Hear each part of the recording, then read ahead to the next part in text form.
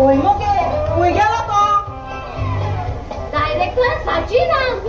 ते बिरकोट पाड्यात कोण नावले असतले आणि ते डायरेक्टर आधीच ते आम्हाला